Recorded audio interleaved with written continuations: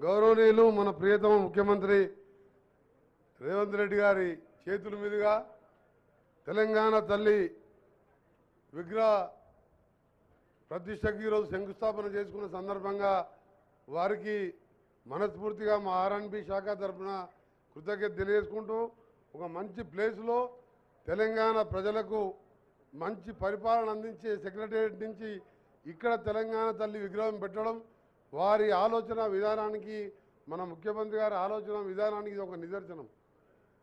అలాగే తెలంగాణ ఇచ్చిన దేవత సోనియా గాంధీ పుట్టినరోజు రోజు ఆ విగ్రహ ప్రతిష్ఠ చేయాలని చెప్పి వారు నిర్ణయించడం కూడా మరొక శుభవార్త తెలంగాణ ప్రజలకు.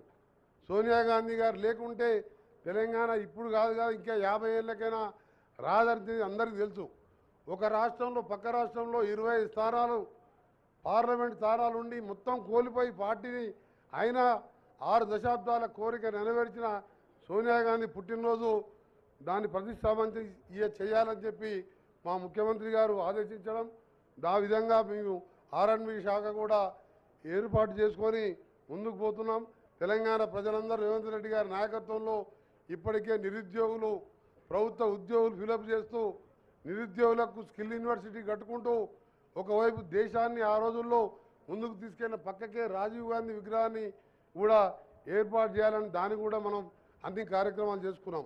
ఈ సందర్భంగా తెలంగాణ ప్రజలందరికీ కూడా మరొకసారి మా పరిపాలనని మా ముఖ్యమంత్రి గారు మీ మంత్రులం ఎమ్మెల్యేలు అందరం మీకోసం పనిచేస్తామని మరొకసారి తెలంగాణ తల్లిగా ప్రమాణం చేస్తూ మరొకసారి మీ అందరికీ కూడా మాకు పాలన అందించి 10 సంవత్సరాలలో 100 సంవత్సరాలు విధ్వంసం సృష్టిస్తే ఇవాళ 10 నెలల్లోనే రైతులను రుణవిముక్తి చేసిన మన గౌరవ ముఖ్యమంత్రి గారు నిజంగా దేశ చరిత్రలో ఎవరు లేకుండొచ్చు.